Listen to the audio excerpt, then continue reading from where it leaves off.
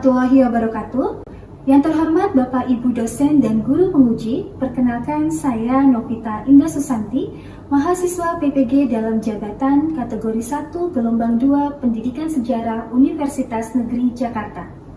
Pada hari ini, Selasa tanggal 13 Juni tahun 2023, saya akan melaksanakan praktek uji kinerja di SMA Negeri 1 Wonosalam, Kabupaten Lebak, Provinsi Banten.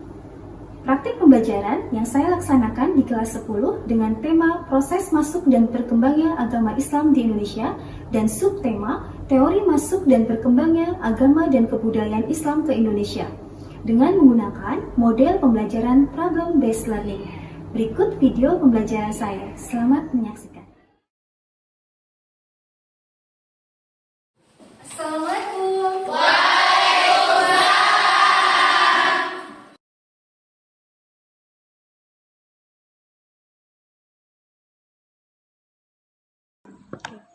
Apa kabar kalian hari ini? Alhamdulillah, luar biasa. Allahu Akbar. Alhamdulillah, masih semangat ya? Masih. Alhamdulillah, pada hari ini Selasa ya, tanggal 13 Juni kita masih dapat berkumpul kembali, tentunya bersama Ibu di pelajaran sejarah. Insya Allah, 90 menit ke depan Ibu akan menemani kalian ya, belajar tentang sejarah ya. Nah, baiklah, agar pembelajaran pada hari ini dapat berjalan dengan lancar, kita berdoa terlebih dahulu ya. Silakan Agung pimpin doa. Sebelum belajar, marilah kita berdoa mulai.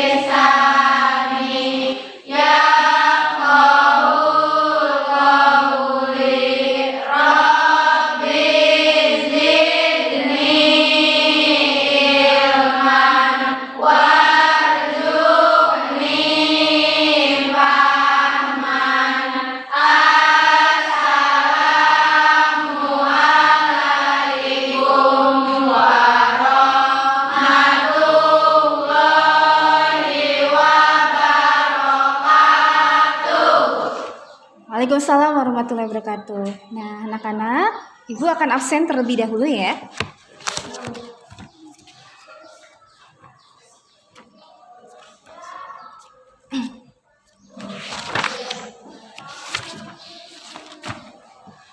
Agum ada? Anggun? Oh, sakit ya. Ina? Najwa? Siti Nurhasana? Oke. Ya, kita doakan semoga Anggun cepat sembuh dan dapat belajar kembali ya bersama-sama. Amin. Ya, seperti biasanya sebelum Ibu memberikan pelajaran-pelajaran hari ini, cek dulu ya persiapannya, coba lihat di kolong mejanya mungkin ada sampah atau tidak gitu ya. Dan ya? Alhamdulillah. Nah, anak-anak, Ibu mau mengingatkan, coba mengulang kembali ya materi minggu lalu. Ada yang masih ingat materi minggu lalu apa? Kerajaan Hindu Buddha. Kerajaan Hindu Buddha. Tepat sekali. Coba, apa sih yang dimaksud dengan ekspedisi Pamalayu? Oke, saya tanya apa? Ekspedisi Pamalayu adalah sebuah diplomasi melalui operasi kewibawaan militer yang dilakukan kerajaan Singhasari di bawah perintah Raja Kartanagara pada tahun 1275 sampai 1286 terhadap kerajaan Melayu di Dharmasraya di Pulau Sumatera. Oke, good job, betul sekali. Satu lagi deh, siapa? Coba apa sih yang dimaksud dengan perang Paragat? Siapa? Mungkin ada yang mau jawab? Oke, silakan Zulkis. Perang Grey sering disalahgunakan sebagai kaligraf adalah perang antara Istana Barat Majapahit yang dipimpin Wikramawardhana melawan Istana Timur yang dipimpin Brimilabumi. Perang ini terjadi tahun 1404 sampai 1406 dan menjadi penyebab utama kemunduran Majapahit.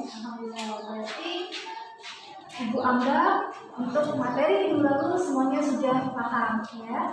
Nah, anak-anak, materi pada minggu ini adalah tentang teori masuk dan berkembangnya agama dan kebudayaan Islam ke Indonesia. Nah, manfaatnya apa sih? Nah, dengan mempelajari materi tentang teori masuk dan berkembangnya agama dan kebudayaan Islam ke Indonesia, diharapkan nih kalian dapat mengetahui sejarah berkembangnya Islam di Indonesia. Dan tentunya tentang sejarah peradaban Islam di Indonesia. Siap ya untuk belajar hari ini? Siap. Nah, sekarang semuanya Ibu minta fokus ya ke depan. Ya, Bu.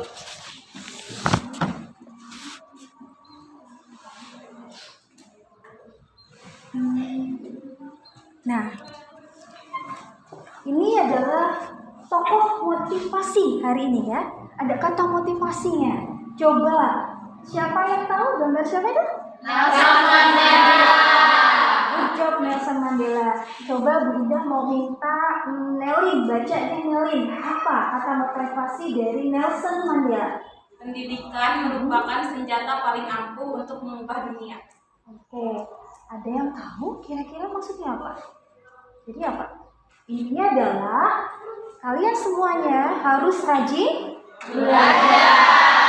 tekun apa dalam menimba ilmu. Diharapkan apa? Suatu hari nanti yang kalian lakukan pada saat ini dengan rajin belajar seperti itu ya. Suatu hari nanti bukan hal yang tidak mungkin, kesuksesan akan ada di depan mata. Nah, sekarang perhatikan lagi.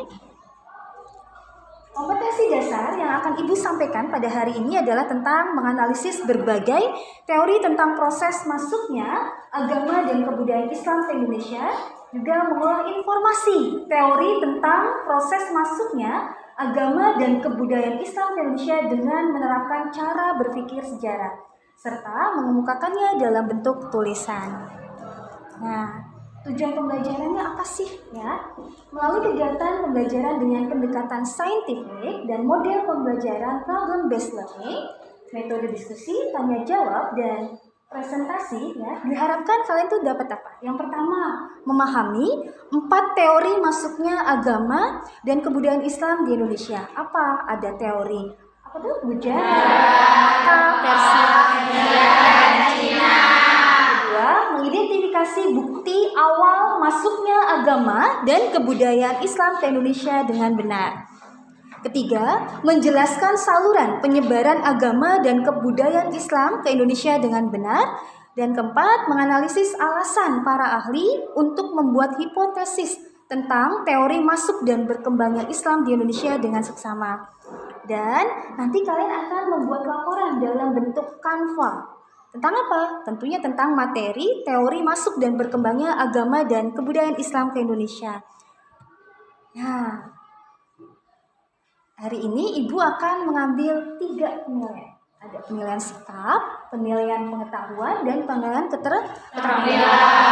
Penilaian sikap dari mana? Ibu akan melihat nih dari tanggung jawab dan disiplin kalian. Ya. Yang kedua, penilaian pengetahuan tentunya dari pertanyaan yang akan Ibu berikan. Ya. Semuanya bawa HP enggak? Bawa. Pertanyaan lewat Google Form ya di akhir. Penilaian keterampilan ini dilihat dari ini kalian partisipasinya aktif apa tidak dalam apa? Dalam kerja kelompoknya gitu ya.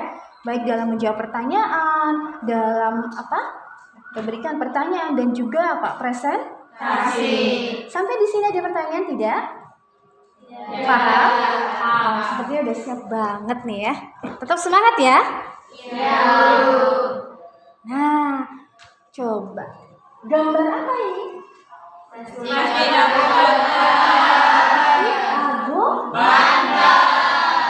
Najwa pernah kesini ya? Pernah.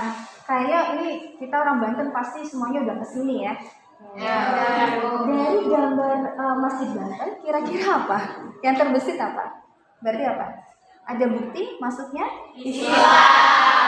Daerah ya, ini bukti peninggalannya. Yuk. Ibu ajak ya jalan-jalan ke anak benua Asia. Tepatnya di sini, bahasa singkat. Iya, Pak. Gujarat. Masuk mana ini? Peta kita bukan? Ya. Jadi apa kaitannya? Jadi masuknya Islam berdasarkan Indonesia berdasarkan teori nanti akan kalian diskusikan pada kelompok ya. Oke, siapa ini? Tuh, Agung udah senyum-senyum ya. Nah, Agung bukan hanya fans K-pop tapi kayak fans film Indonesia juga ya. Ya. Oke, Agung tahu ini siapa yang kemarin? Ya, siapa? Buya Hamka. Filmnya siapa pemerannya kemarin? Film Kristina Ya, betul ya. Nah, sampingnya siapa? Hussein Jaya Diningrat. Ini adalah tokoh, salah satu tokoh tentang teori masuk dan berkembangnya agama dan kebudayaan Islam ke Indonesia. Nanti akan kalian diskusikan nih bareng dengan teman-teman sekelompoknya ya. Ada yang terlewat. Video dulu ya. Ibu akan setelkan video dulu. Gak ada suara nggak? Gujarat merupakan Sekarang perhatikan negara dulu video yang termasuk akan Ibu bagian dari putar negara ya. India.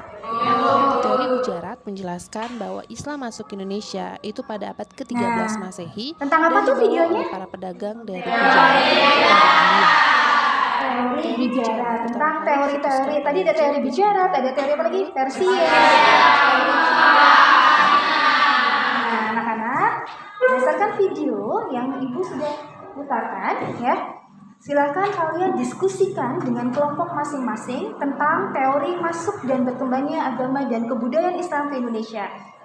Nah, di antara 4 teori itu, silakan diskusikan apakah ada teori yang memiliki kekuatan yang paling kuat untuk masuknya Islam ke Indonesia. Ya, silakan kalian diskusi dengan kelompoknya masing-masing. Ya, mulai dari sekarang.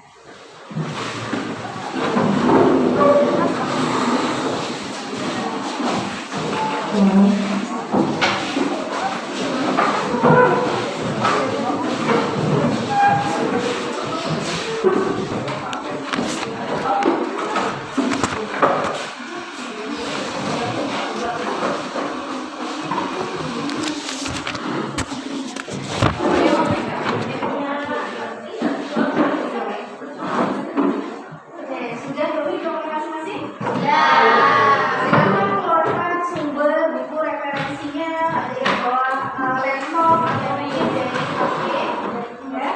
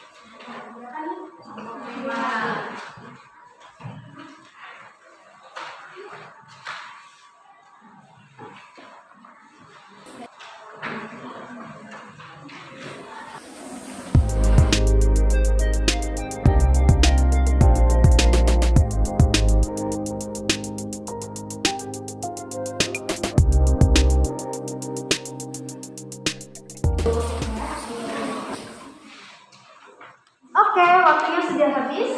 Ya. Sudah siap untuk presentasi? Langsung untuk hasil kampanye silakan kirim ke WA grup, akan Ibu bukakan ya. Kelompok 1 siap ya? Bilkis ketuanya, udah siap anggotanya?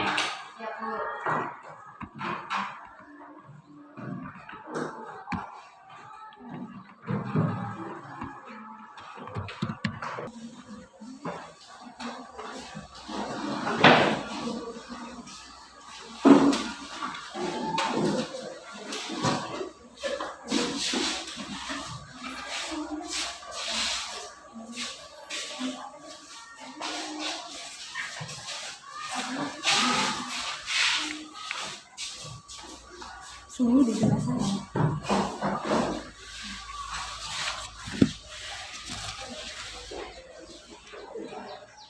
Assalamualaikum warahmatullahi wabarakatuh. Waalaikumsalam warahmatullahi wabarakatuh. Kami dari kelompok 1 akan menjelaskan tentang teori bujarat. Menurut kelompok 1 ya, teori bujarat dikemukakan oleh seorang ilmuwan Belanda bernama J.P. Knepel dan didukung oleh Christian Stourbrood. Teori bujarat beranggapan bahwa agama Islam dan kebudayaannya dibawa oleh para pedagang dari daerah Gujarat, India yang berlayar melewati Selat Malaka. Teori ini juga menjelaskan bahwa Islam secara masif berkembang di Nusantara sekitar abad ke-13 Masehi melalui kontak para pedagang dan kerajaan Samudra Pasai yang menguasai Selat Malaka pada saat itu. Teori ini juga diyakini oleh S. Ugroji karena adanya hubungan perdagangan yang cukup erat antara Indonesia dan India. Teori Gujarat juga diperkuat dengan penemuan makam Sultan Samudra Pasai, Malik As-Saleh pada tahun 1297. Makam Maulana Malik Ibrahim yang keduanya bercorak Gujarat serta tulisan Marco Polo. Namun terdapat kelemahan teori Gujarat. Teori ini ditentang oleh B.E. Morrison, seorang jurnalis asal Australia. Dia mengatakan bahwa belum tentu Islam didatangkan dari Gujarat, hanya karena memiliki penemuan corak batu nisan yang mirip dengan yang ada di Gujarat. Selain itu, pada awal abad ke-12 Masehi, masyarakat Gujarat masih menganut agama Hindu. Baik teman-teman, itu tadi materi tentang teori bujarat. Apa ada yang ingin ditanyakan? Assalamualaikum warahmatullahi wabarakatuh. Waalaikumsalam warahmatullahi wabarakatuh. Sebelumnya perkenalkan nama saya Erwes, izin bertanya kepada kelompok 1. Apa sih menurut kalian kelemahan dari teori Gujarat sendiri? Terima kasih. Wassalamualaikum warahmatullahi wabarakatuh. Waalaikumsalam warahmatullahi wabarakatuh. Baik, Edelweiss, saya Mini Ajarni akan menjawab pertanyaan. Kelemahan teori bujarat. Teori ini ditentang oleh J.E. Morrison, seorang jurnalis asal Australia. Dia mengatakan bahwa belum tentu Islam didatangkan dari Gujarat, hanya karena memiliki penemuan corak batu nisan yang mirip dengan yang ada di Gujarat. Selain itu, pada awal abad ke-12 Masehi, masyarakat Gujarat masih menganut agama Hindu. Terima kasih. Sekian presentasi dari kelompok kami. Bila ada kekurangan mohon dimaafkan. Wassalamualaikum warahmatullahi wabarakatuh. Waalaikumsalam warahmatullahi wabarakatuh. Assalamualaikum warahmatullahi wabarakatuh. Waalaikumsalam warahmatullahi wabarakatuh. Baik, di sini saya mewakili dari kelompok 2. Saya akan menjelaskan mengenai teori Persia.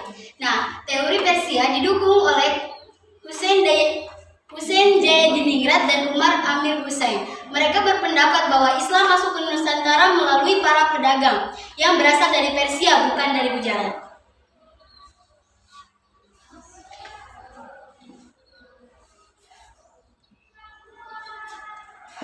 Teori ini tercetus karena pada awal masuknya Islam ke Nusantara di abad ke-13. Ajaran yang marak saat itu adalah ajaran Syiah yang berasal dari Persia. Selain itu, terdapat beberapa kesamaan budaya dan tradisi di Indonesia dengan yang ada di Persia. Contohnya adalah peringatan 10 Muharram Islam Persia yang serupa dengan upacara peringatan bernama Tabuk atau Tabut di beberapa wilayah Sumatera, khususnya Sumatera Barat dan Jambi, serta kesamaan corak seni kaligrafi. Terima kasih. Baik, untuk teman-teman yang ingin bertanya dipersilahkan. Baik, kepada Sheryl dipersilahkan. Izin bertanya, apa kelemahan dari teori Persia? Baik, terima kasih Sheryl. Saya akan menjawab pertanyaan dari Sheryl. Apa kelemahan teori Persia? Teori Persia juga memiliki kelemahan. Menurut beberapa tokoh, pada abad ke-7 Masehi, Persia belum memiliki pengaruh yang cukup besar dalam dunia Islam. Baik, terima kasih kepada teman-teman atas perhatiannya. Wabillahi taufiq wal hidayah. Wassalamualaikum warahmatullahi wabarakatuh.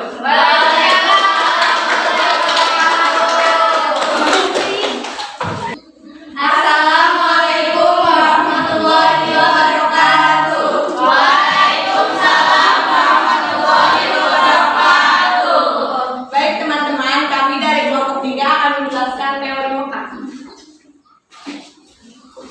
Teori Mekah mengatakan bahwa proses masuknya Islam ke Indonesia adalah langsung dari Mekah atau Arab. Proses ini berlangsung pada abad pertama Hijriah atau abad ke-7 Masehi. Tokoh yang memperkenalkan teori ini adalah Haji Abdul Karim Amrullah atau Hamka, salah seorang ulama sekaligus sastrawan Indonesia. Ajaran Islam dibawa langsung oleh para musafir dari Arab yang memiliki semangat untuk menyebarkan Islam ke seluruh dunia. Teori Arab ini juga dibuktikan dengan adanya sebuah perkampungan Arab yang ada di Barus, Sumatera Utara. Perkampungan ini dikenal dengan nama Bandar Khalifah. Selain itu, di Samudra Selatan, mazhab yang terkenal adalah mazhab Syafi'i. Mazhab ini juga terkenal di Arab dan Mesir pada saat itu. Kemudian bukti lain dari teori Arab ini adalah dipergunakannya gelar Al-Malik pada raja-raja yang ada di Samudra Pasai seperti budaya Islam yang ada di Mesir.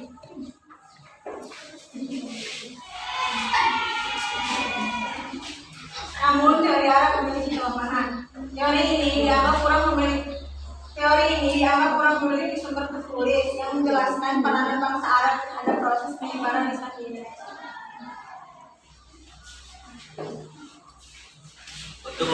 Untuk info lebih lanjut teman-teman bisa scan barcode di sini. Ya.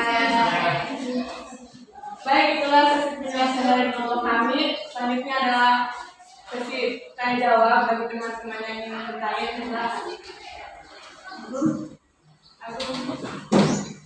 Baik, sebelumnya Assalamualaikum warahmatullahi wabarakatuh. Waalaikumsalam warahmatullahi wabarakatuh. Perkenalkan, nama saya Muhammad Rahman, perwakilan dari kelompok 6. Jika saya bertanya, kelompok Anda menganggap teori Mekah adalah teori yang paling kuat dari 4 teori masuknya ke Indonesia. Apakah ada bukti penguatnya? Baik, izinkan saya menjawab pertanyaan dari aku. Jadi, teori Arab diperkuat dengan adanya sebuah perkampungan Arab di Barus, Sumatera Utara yang dikenal dengan nama Bandar Khalifah. Selain itu, di Samudra Pasai, mazhab yang terkenal adalah mazhab Syafi'i. Mazhab ini juga terkenal di Mesir dan Arab pada saat itu. Kemudian, bukti lain dari teori Arab ini adalah digunakannya gelar Al-Malik pada raja-raja yang ada di Samudra Pasai, seperti budaya Islam di Mesir. Itulah penjelasan materi dari kelompok kami. Maaf apabila ada kekurangan. Wassalamualaikum warahmatullahi wabarakatuh.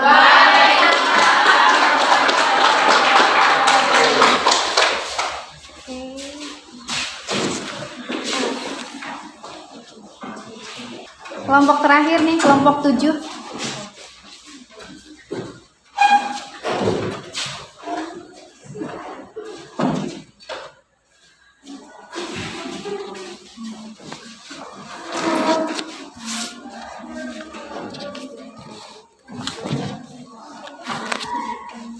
Assalamualaikum warahmatullahi wabarakatuh. Waalaikumsalam warahmatullahi wabarakatuh. Kami dari kelompok 7 akan menjelaskan teori Cina.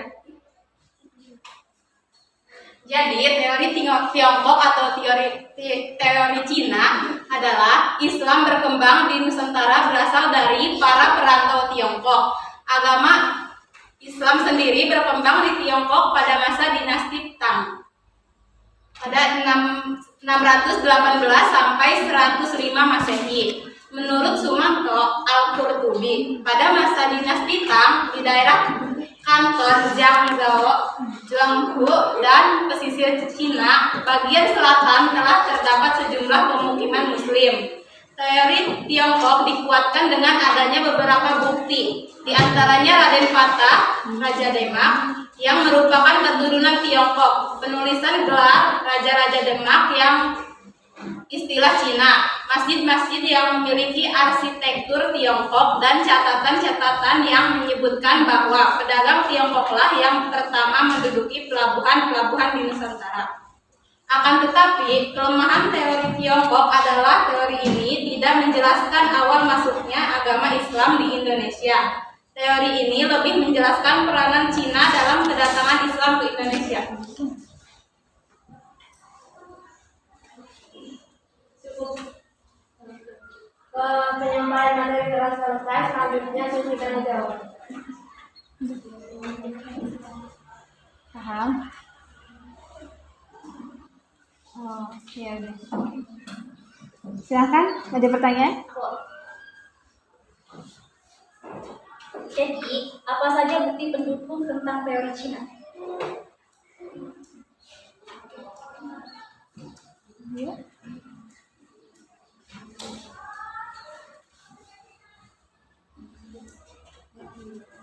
Baik, saya akan menjawab pertanyaan dari saya.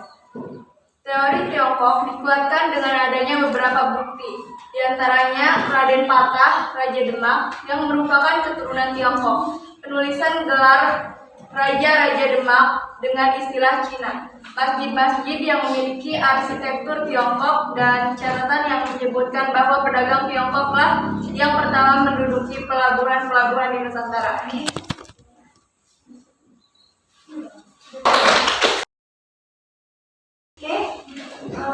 Semuanya sudah maju ya, dari kelompok 1 sampai kelompok 7. Ibu apresiasi sekali baik dalam diskusi ya, ketika tadi mencari referensi ya, mengerjakan FAPD, terus ada yang maju ya, ada yang maju presentasi, terus bertanya, itu aktif ya. Nah, sepertinya harus berikan apa sumber semua kelompok. Kelompok terbaik untuk hari ini akan Ibu sebutkan ternyata kelompok 1 ya. Nah, karena apakah sudah paham? Tapi sebelumnya kita perhatikan dulu yuk ke depan. Teori masuknya Islam ke Indonesia ya. Itu ada teori Gujarat. Teori ini beranggapan bahwa agama dan kebudayaan Islam dibawa oleh para pedagang dari mana? Dari daerah Gujarat di India ya. Nah, pada abad ke-13 ya, itu melalui kontak para pedagang dan kerajaan Samudra Pasai yang menguasai Selat Malaka pada saat itu. Ya, teori ini diperkuat dengan ditemukannya makam Malik As-Saleh pada tahun berapa tuh?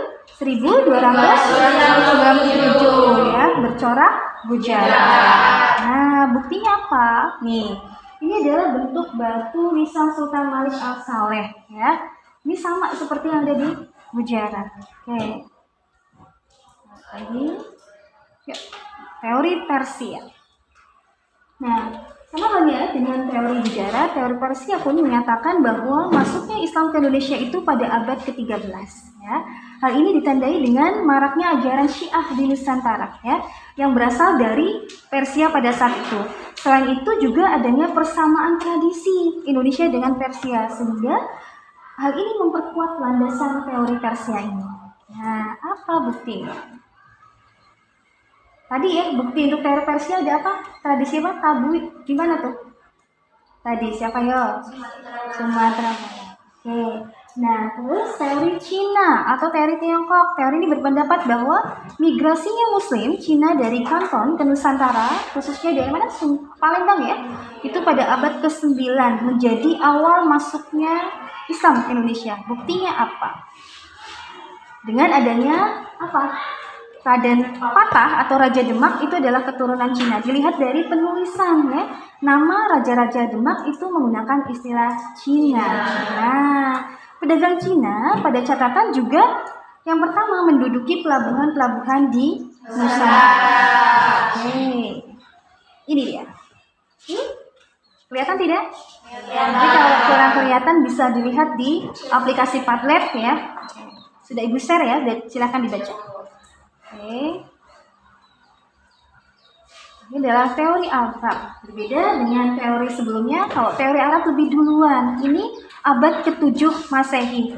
Diperkuat dengan adanya kampung Arab di daerah Baru Sumatera Utara, ya, yang dikenal dengan Bandar Khalifah. Nah, selain itu mazhab yang ada di Samudra Pasai itu sama. Mazhabnya apa? Syafi'i. Ya, yang saat ini juga terkenal di daerah Arab dan Mesir. Ya, oke. Ada pertanyaan? Ya. Oke. Siapa yang mau memberikan kesimpulan ya materi pada hari ini? Ayo, siapa? Jadi kesimpulannya ada 4 teori yang berkembang tentang masuk dan berkembangnya agama Islam dan kebudayaan Islam ke Indonesia menurut para ahli. Keempat teori saling mengemukakan perspektif waktu masuknya Islam, asal negara hingga penyebar atau membawa Islam ke Nusantara. 4 teori yang dimaksud itu adalah teori Gujarat, teori Persia, teori Cina, dan teori Mekah atau Berarti semuanya itu memiliki bukti yang masing-masing ya. Satu lagi, siapa yang memiliki kesimpulan? Silakan. Bagus sekali ya. Baik, jadi kesimpulannya, proses masuk dan berkembangnya Islam di Indonesia. Dan saatnya Ibu akan memberikan evaluasi yang sudah bisa di Google Form. Silakan kalian kerjakan ya, buka webnya di Google Classroom.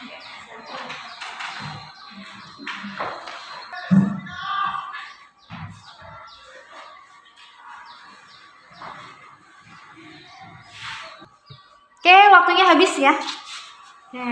Nah, nilai tertinggi ini udah langsung muncul, keren sekali ya. Meskipun telat tadi sedikit, Haikal nilainya nyaris benar semuanya ini ya.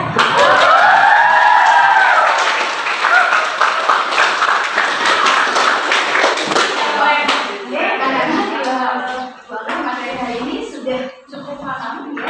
Tapi sebelumnya ingin untuk pembelajaran pada hari ini, coba siapa yang mau mengungkapkan ya? Bagaimana sedikit pesan atau ya pesan setelah belajar materi masuk dan berkembangnya agama dan budaya agama Islam di Indonesia. Siapa yang mau memberikan pesan aja deh, pesannya apa nih untuk materi kita pada hari ini tentang teori masuk dan berkembangnya agama dan budaya Islam ke Indonesia. Jadi pada materi sekarang ini kita belajar tipis juga metode pembelajarannya ambil bosnya kita menggunakan metode PDL. Model pembelajaran. Terima kasih.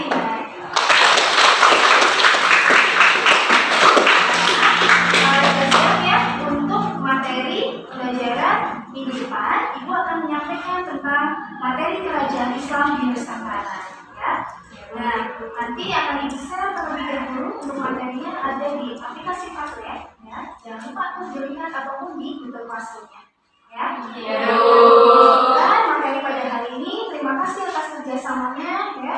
Perbaiki lagi kalau masih ada yang kurang. Misalnya tadi kulit ada yang masih ngelamun gitu ya. Minggu depan harus lebih semangat lagi ya. Terima kasih. Wassalamualaikum warahmatullahi wabarakatuh.